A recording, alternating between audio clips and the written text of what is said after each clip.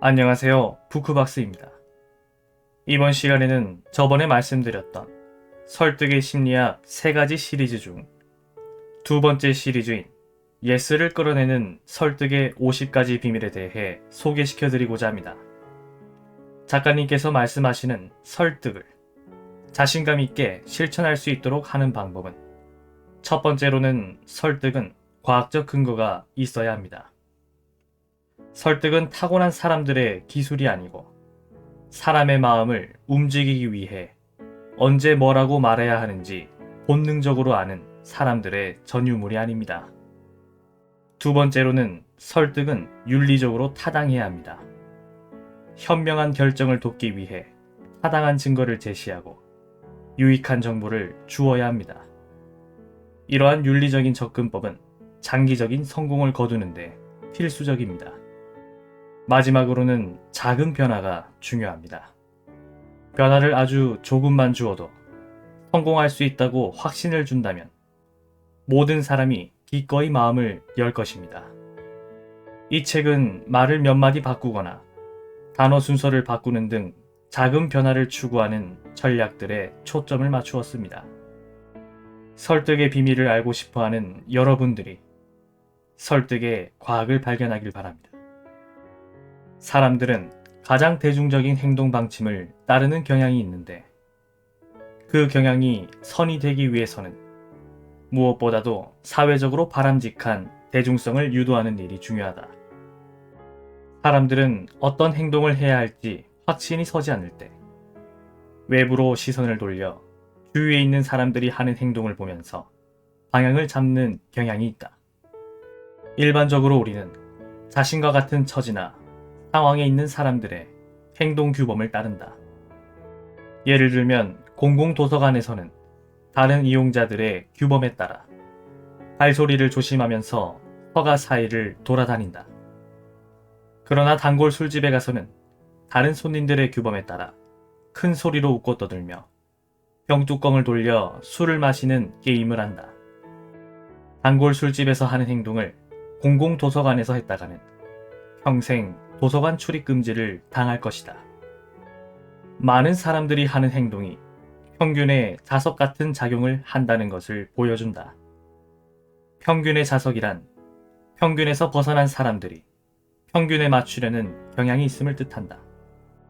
사람들은 이전에 사회적으로 바람직한 행동을 하고 있었는지 하고 있지 않았었는지에 상관없이 표준에 더 부합하는 쪽으로 행동을 바꾼다. 이 법칙은 사람들이 협력관계를 형성, 유지시키는 사회적 딱풀 같은 것. 진정 영향력 있는 사람은 먼저 다른 사람들을 도와주거나 양보하는 것이 지혜롭다는 것을 알고 있다. 우리가 팀원이나 동료 또는 지인들에게 도움 주기를 원하고 또 실제로 도움을 준다면 그들의 마음속에 언젠가 우리를 도와주거나 편들어줘야 한다는 사회적인 의무감을 심은 것이다. 만일 직장 상사에게 도움을 준다면 그는 당신을 자기 사람으로 볼 것이고 그러한 관계는 도움이 필요할 때 유리하게 작용할 수 있다. 한편 치과에 가야 하는 부하 직원에게 조금 일찍 퇴근하라고 하는 팀장은 지혜로운 투자를 한 것이다. 그 부하 직원은 팀장의 호의에 보답할 필요를 느낄 것이며 앞으로 언젠가 중요한 프로젝트를 진행해야 할 일이 생긴다면 야근을 자청할지도 모른다. 우리가 누군가를 도와주었다면 그 도움은 시간이 지남에 따라 가치가 커진다. 그러나 우리가 도움을 받은 입장이라면 그 도움의 가치는 점점 바래진다. 따라서 자신을 각각의 입장에 대입해보고 사람들의 심리를 짐작할 수 있어야 한다. 우리가 도움을 받은 지 몇 주일, 몇 달 혹은 몇 년이 지난 후에 그 도움의 가치를 잊어버리거나 경시한다면 결국 도움을 준 사람과의 관계를 망치는 것이다. 상대의 일관된 가치와 믿음과 행동에 초점을 맞춰라. 당신에게 친절을 베풀었던 사람은 당신이 친절을 베푼 사람보다 다시 당신에게 친절을 베풀 가능성이 훨씬 크다. 당신은 팀을 관리하고 새로운 프로젝트를 성공시켜야 하는 입장이다. 그러자면 팀원들의 말뿐인 동의를 행동으로 바꾸는 것이 결정적일 것이다. 그렇다면 특정한 프로젝트를 지지하면 어떤 이익이 생기는지 설명만 할 것이 아니라 팀원들에게 프로젝트를 지지할 의사가 있는지 직접 물어보라. 그리고 예라는 대답이 나오기를 기다려라. 그러면 동의를 받아낸 후에는 팀원들 각자에게 프로젝트를 지지하는 이유를 설명하라고 요청하라. 경영자, 교사, 영업사원, 정치인, 기금 조성자 등 어떤 분야에서 일하는 사람이든 이러한 전력을 잘만 이용한다면 지지를 이끌어낼 수 있을 것이다. 그러한 지지는 바로 당신이 하는 일에 대한 든든한 신뢰다. 화가가 그림을 그리기 전에 캔버스를 준비하고, 의사가 수술 전에 수술 도구를 준비하고, 스포츠 코치가 경기 전에 팀의 전력을 정비하는 것과 마찬가지로 설득력 있는 호소에도 준비가 필요하다. 그리고 그러한 준비에는 어떤 식으로 메시지를 전달할지 고민하는 일뿐만 아니라 이전의 메시지와 반응이 어땠는지에 관심을 기울이는 일도 포함된다. 옛말에도 있지만 말을 잘 타는 가장 좋은 방법은 말이 가고 싶은 방향으로 가는 것이다. 우선 말이 가고 있는 방향에 맞춘 다음, 그러고 나서 가고 싶은 곳으로 천천히 용이 주도하게 고삐를 조정해도 늦지 않는다.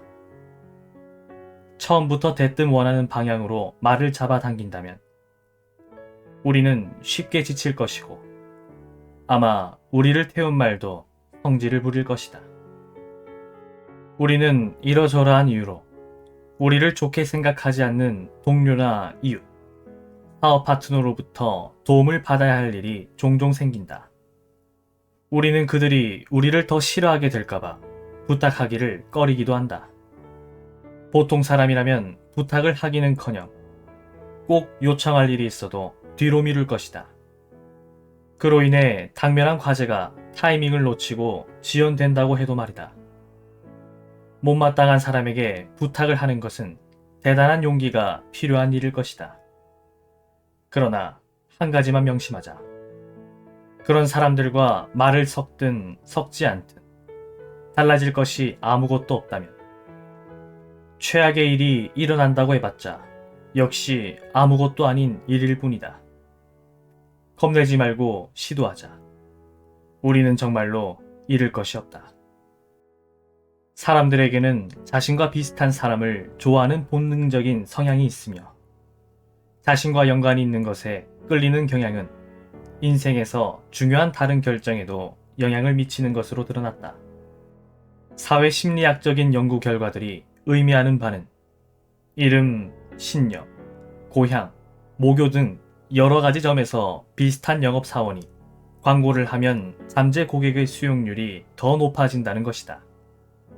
동료는 물론 이웃들의 사이의 험한 분쟁을 해결할 때도 유사성을 언급하면 첫 단추를 성공적으로 낄 수 있다. 그렇다고 그들과 공유하는 특징을 억지로 만들어내라는 소리가 아니다. 당신이 순수하게 누군가와 유사성이 있다면 부탁을 하거나 제품 설명을 하기 전에 그러한 유사성이 자연스럽게 드러나도록 하는 것이 좋다는 말이다. 우리의 일상생활에서 기술적 문제로 인한 사고는 더 많아지고 있는 듯하다.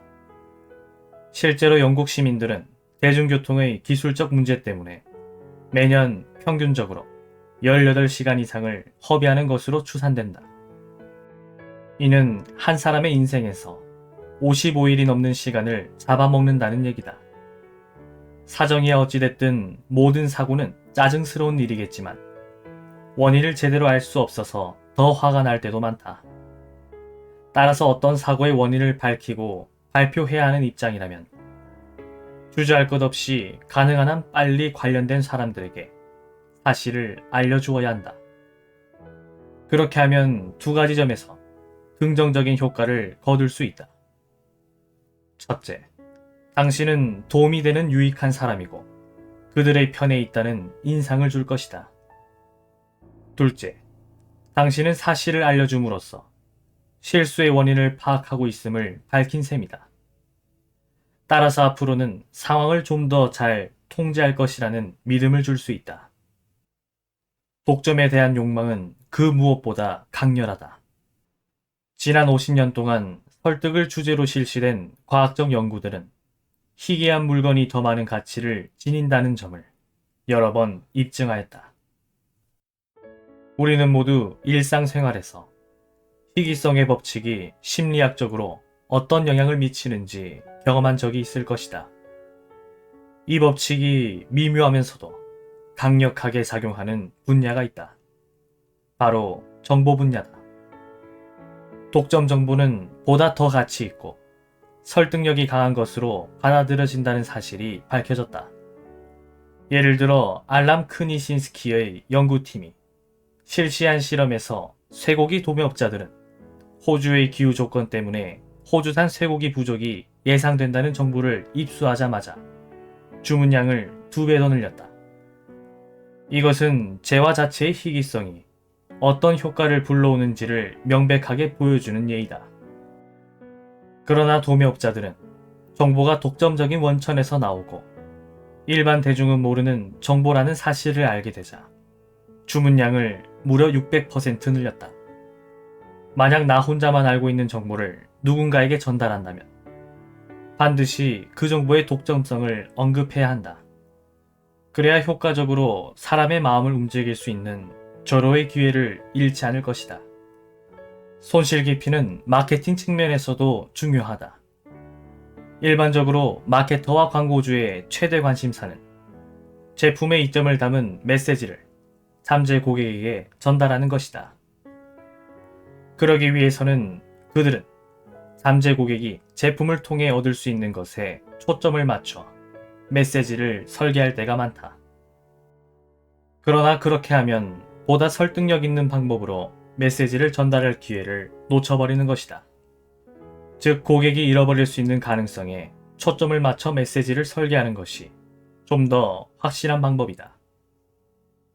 20% 할인된 가격으로 신제품을 체험할 수 있는 기회를 이용하세요라고 말하는 것보다 20% 할인된 가격으로 신제품을 체험할 수 있는 기회를 놓치지 마세요라고 말하는 것이 훨씬 더 성공적일 수 있다. 후자의 경우 이 거래 조건은 어느 정도 희소성이 있기 때문에 까딱하면 할인된 가격으로 제품을 구매할 기회를 잃을 수 있다는 점을 강조하는 것이다. 당신이 보여줄 수 있는 것은 무엇이든 설득하고 싶은 사람들에게 보여라. 당신은 그것들을 직접 노력해서 얻었다. 이제 그것들이 당신을 위해 사람들을 설득할 차례다. 병원에서는 여러 전문가가 협력해서 결정을 내리도록 하고 있었지만 실제로는 한 전문가 계층이 단독으로 영향력을 행사하고 있었다. 호플링의 실험에서만 봐도 간호사들은 상당한 경험과 전문성을 가지고 있음에도 불구하고 의사들을 절대적으로 따르는 것처럼 보인다.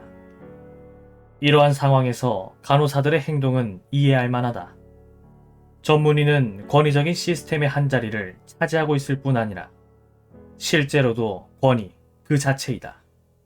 즉 책임자로서의 의사는 순응하지 않는 사람에게 불이익을 줄 수 있는 권력을 가지기 때문이다. 의사들은 다른 사람들보다 월등한 의료 교육을 받았기 때문에 주변 사람들이 의사의 전문적인 위상을 추정하도록 만들 수 있다. 이러한 전문성에 대한 인식을 고려한다면 병원 직원들이 의사가 지시하는 치료 방법을 맹목적으로 따르는 것도 놀랄 일이 아니다. 리더가 팀원들에게 의견을 기꺼이 수용하는 협력적인 리더십을 발휘해야 한다. 중요한 결정이 이루어지는 곳에서는 자존심을 좀 죽인다고 큰일 나지 않는다는 것도 반드시 기억하자. 우선 기업은 덜 직선적인 이름을 사용하는 것을 불안해할 필요가 없다. 또한 이러한 접근법은 제품과 서비스에만 효과가 있는 것이 아니다. 예를 들어 새로운 프로젝트나 훈련 프로그램을 위해 직장 동료의 지원이 필요하다고 하자. 이럴 때 프로젝트에 뜻밖의 제목을 붙이거나 모호한 제목을 사용하면 훨씬 더 매력적으로 보일 수 있다. 또한 이러한 실험의 교훈은 집에서도 실천할 수 있다. 예를 들어 아이들이 친구들과 나가서 저녁을 먹을지 그냥 집에서 먹을지 고민하고 있다면 요리에 다채로운 이름을 붙이는 방법으로 애들을 집에 붙들어 놓을 수 있다. 우리로 하여금 이렇듯 쉽게 설득당하도록 만드는 요인들에 굴복하지 않으려면 어떻게 해야 할까? 가장 확실한 방법은 충분한 수면을 취하는 것이다. 물론 누구나 좀 더 눈을 붙이고 싶은 마음이야 굴뚝 같을 것이다. 그리고 행동하기보다 말하기가 쉽다는 것은 하나마나한 소리다. 그러나 만약 특별히 집중력이 떨어지거나 잠이 부족하다고 느껴진다면 미심쩍은 주장을 밥 먹듯 하는 홈쇼핑 프로그램 같은 것은 멀리하도록 노력하라. 그러지 않으면 페달을 밟으면 팝콘이 튀겨지는 자전거가 정말로 꼭 필요하다고 설득당할지도 모른다. 대신에 정신이 가장 맑을 때 다른 사람의 주장이 진실한지 정확히 판단 후 중요한 결정을 내리도록 노력해라.